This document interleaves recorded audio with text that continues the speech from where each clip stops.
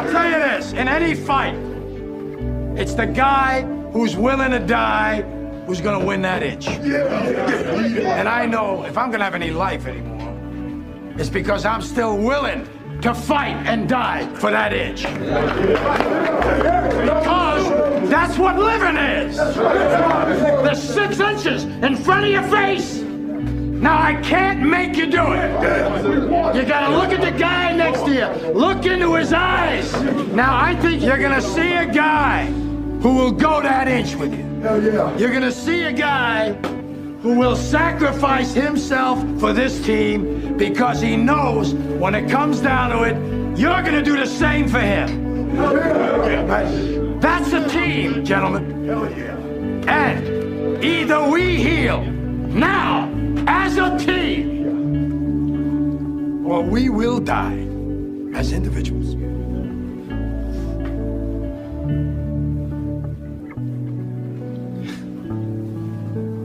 That's all it is. Now, what are you gonna do?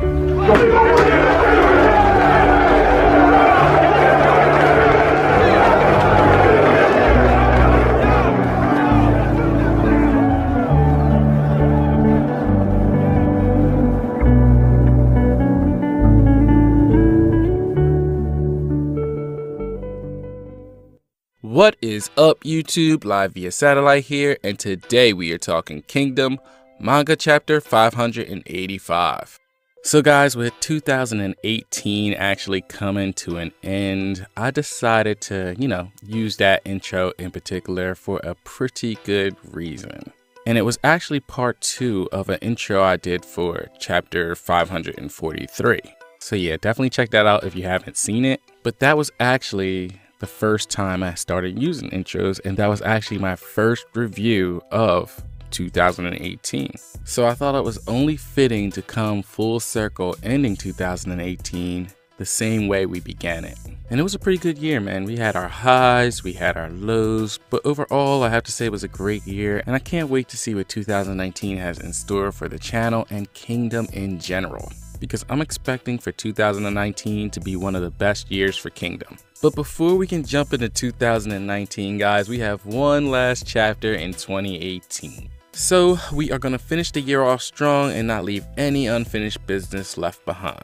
And don't forget all the trouble we got into. Why does somebody not know how to flush a toilet after they've had a shit? What do you mean? Well, it was fucking one of yous. Disgusting!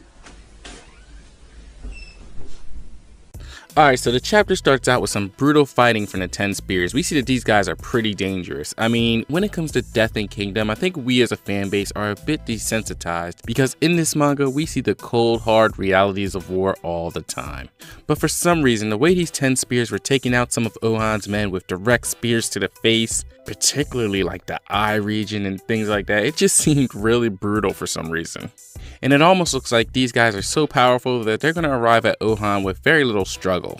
But that's when we actually see some of the members of the Gyokouho unit stepping up, as we see that some of Ohan's personal bodyguards arrive, and we find out that they're pretty talented as well, because they've actually trained alongside Ohan. And with their sheer numbers, we see that Ohan's HQ won't fall as easily as the 10 Spears would have hoped. But this is just a minor hiccup for the 10 Spears, because had they been alone, yes, this may have well been a great defense. But with Gi-eun bringing up the rear, resistance is all but futile. Seeing all this, Ohan looks shook and isn't even trying to play it off.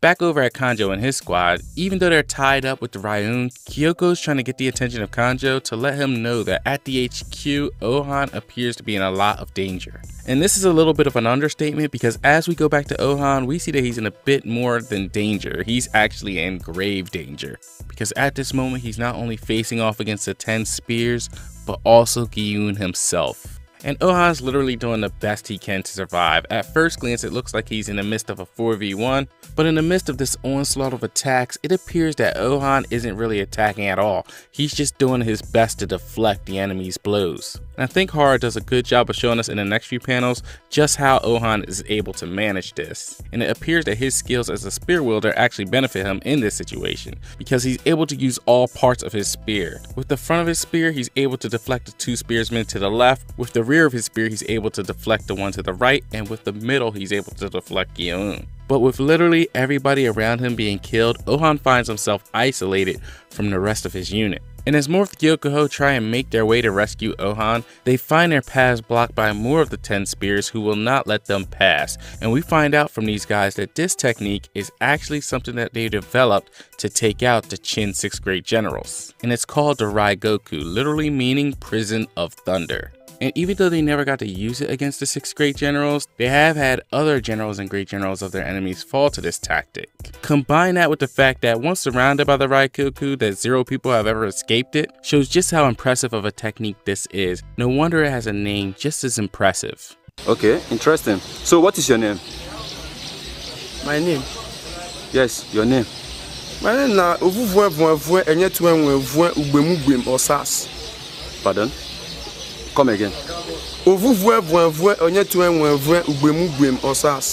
Then over on Banyo's side of the battlefield, we see that him and his men are holding off Chogaryu's army just fine due to their morale still being very high. But then out of nowhere, they notice the Chogaryu army performing a weird maneuver, where they're actually cutting in from the left, and what Banyo realizes is that it looks like they're trying to cut them off from their HQ. My spider senses are starting to tingle. After quickly appointing a new commander for the area, Banyo has 300 cavalry follow him back to the Gyokuho HQ. And even though some of the soldiers are wondering what's going on, Banyo knows that something's wrong at the HQ. But as he's thinking this, that's when Banyo and his men find their path cut off by Zhao's soldiers, more specifically the Chogaryu army. And as Chogaryu informs Banyo that he will not allow him to pass, it's at this point that Banyo realizes that they've fallen into their trap.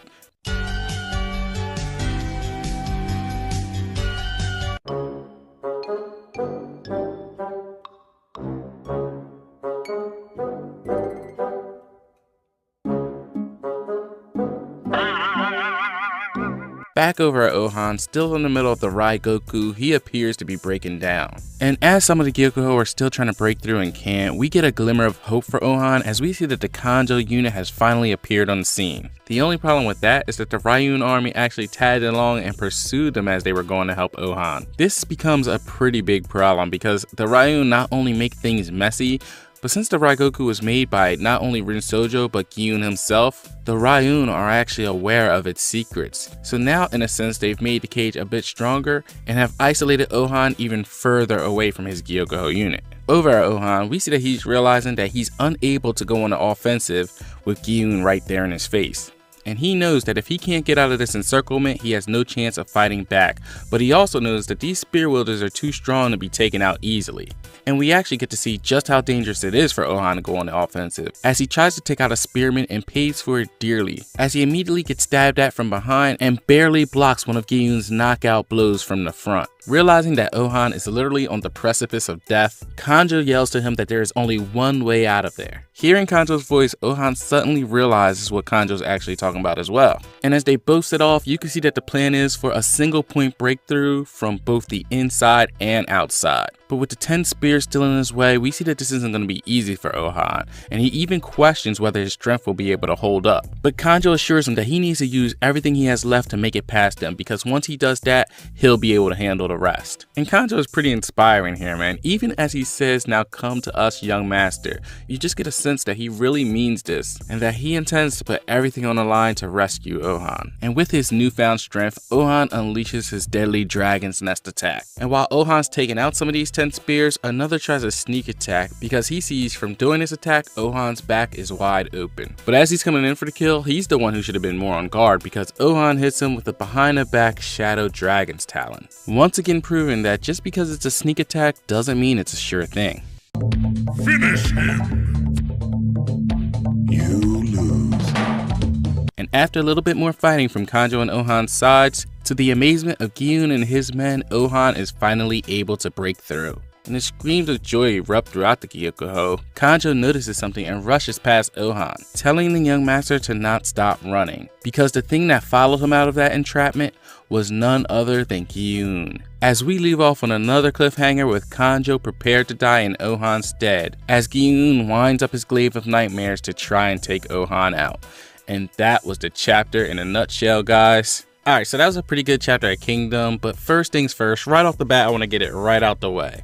I don't think Kanjou's dying here, and I could be dead wrong. But I really just don't think Kanjou's gonna die. I kind of think that this is something that's meant to distract us from the situation that Banyo's in currently against Chigaryu, because I still think that he's gonna die. And yeah, maybe this means that both Kanjou and Banyo die, but to me that just would seem like a little bit of overkill. So I'm really leaning in the direction of Kanjou somehow being saved. And I think it could happen in a bunch of different ways. We could either have Kyoko or Shotaku cut in and sacrifice their selves, but the thing that I think is most likely to happen is that Ohan turns around himself to confront Gyun, and maybe him and Gyun have a little bit more of a fair fight between the two of them, or maybe he does just enough to distract them and him and Kanjou continue to try and escape. But no matter how you slice it, they're still in a bit of a jam, so it'll be interesting to see if anybody comes to save the day. I know everybody's pretty much expecting that Shin will arrive, but I have in the past forgot to mention that Akaken is also a possibility. But no matter what, I do think that next week's chapter, we should finally get the answer to who we think is going to die, who do we think is going to arrive and save the day, and how Ohan and the Gyokouho are actually defeated.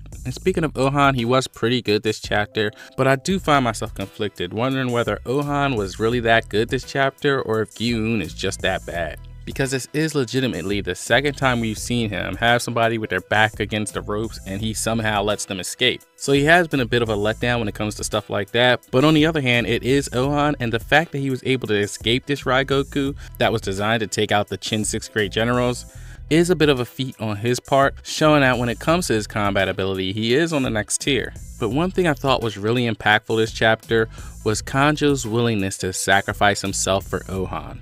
And the reason I think this is very important is because it actually shows Kanjou's loyalty. Because if you remember, way back when Kanjou was first appointed to Ohan's unit, he was actually placed there by Osen, and it seemed like he was placed there almost like a spy to keep his eye on Ohan. And ever since that arc, you always got the feeling that Ohan didn't really fully trust Kanjou. And they would actually have moments from time to time that was pretty tense between the two. But after everything Kanjou has done in the past few chapters, from when he moved to stop the Ryun before getting orders in the previous chapter, to now being the one that helped Ohan escape the Raigoku, and even his willingness to sacrifice his life for Ohan, I think all of this is going to help Ohan to realize that he can trust Kanjou just as much as he trusts Banyo. And that's going to be a good thing, especially if Banyo does happen to bite the dust next chapter. But anyway, guys, let's move on to the comment of the week. And this week's comment actually goes out to two people, G and Mayor, who both brought up the fact that I happened to use a Bollywood movie in one of my edits in the last review. And even though they were surprised, they shouldn't have been, because these movies are amazing. You've never seen anything like it. I mean, if you think you saw horses do crazy things in Kingdom, you haven't seen anything yet.